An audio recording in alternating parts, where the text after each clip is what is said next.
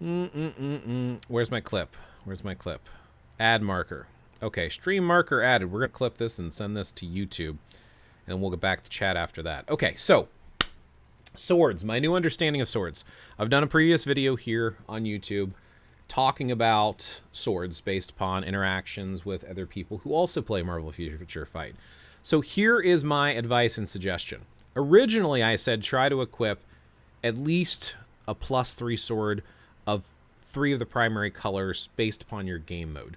In my case, it's PvE, which most people are going to do, which is player versus environment versus PvP. So purple swords are going to give you energy.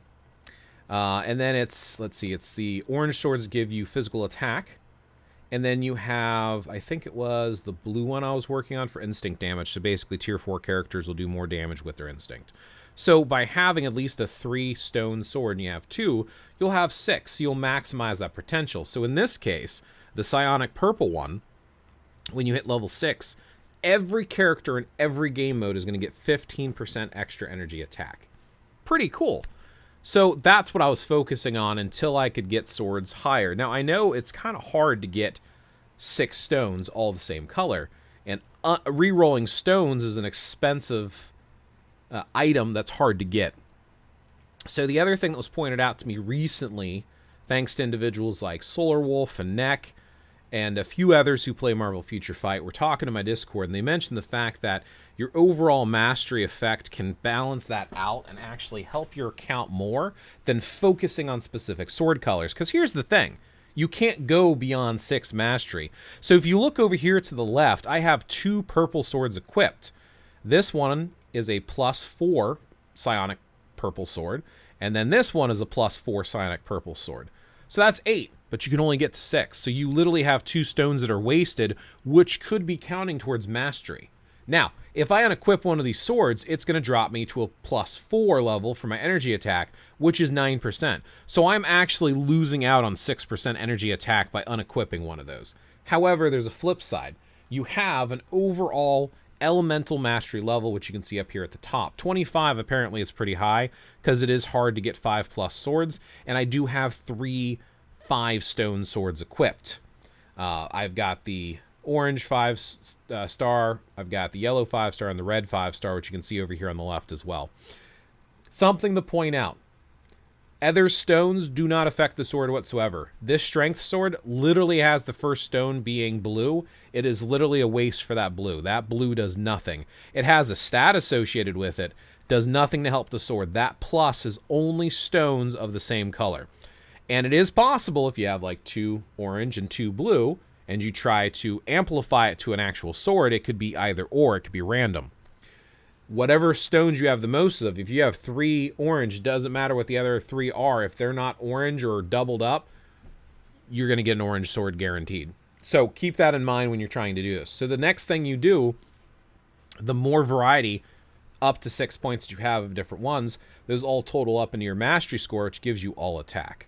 So I have 25 elemental mastery because all of the stones, and I remember, even though I have 8 purple, I only get counted at 6 purple because 2 of them don't count because my mastery bar can only hit 6.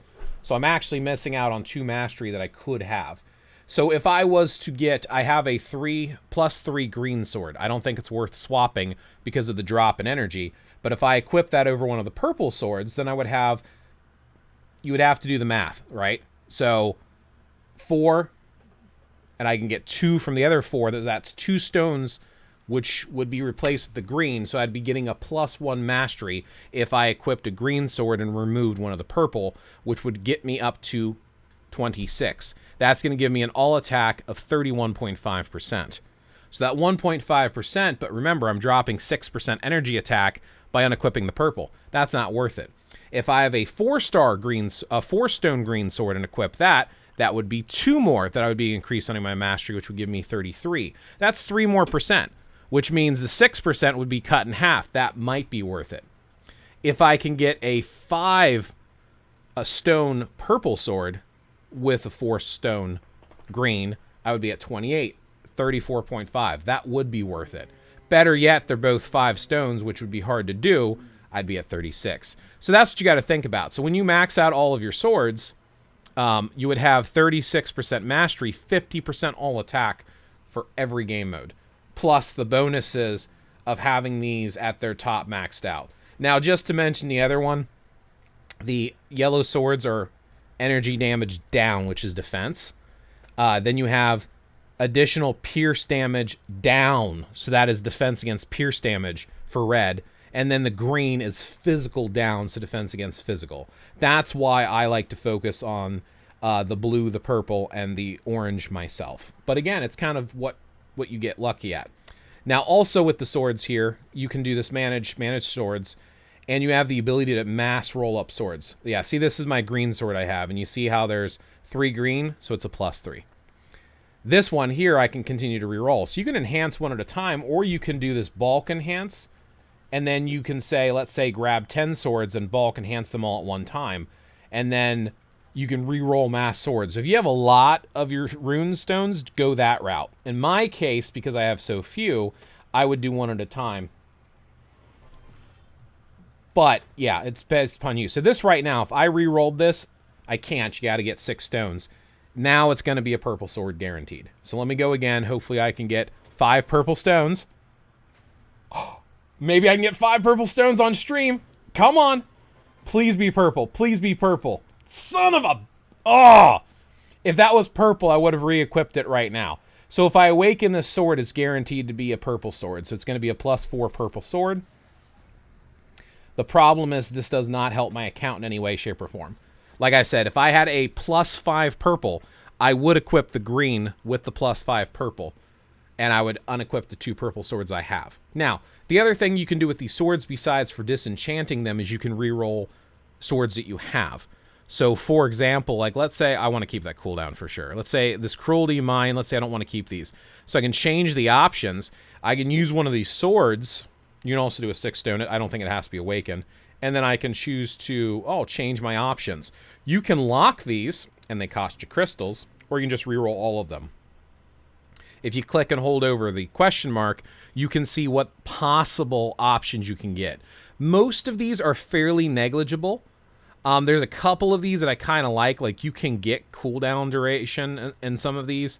And instinct, right here, cooldown duration 1 to 4%. I mean, it adds up over time. It can actually offset your cards if you do it right. Anyway, that's my new understanding of swords. The recommendation now from my Discord is basically to take your swords and try to get one of each color if you can. Optimal is minimum of a +3 because those are fairly easy to get. +3 or more. Ideal is a 6. A +5 is really awesome and rare. Do what you can. As you can see here, I almost have a full yellow, but if you do a reroll, it only rerolls the last one. So none of these swords are worth keeping. I'm probably just going to dismantle them. So anyway, thanks for watching. I'll put this on YouTube. We put in our stream mark.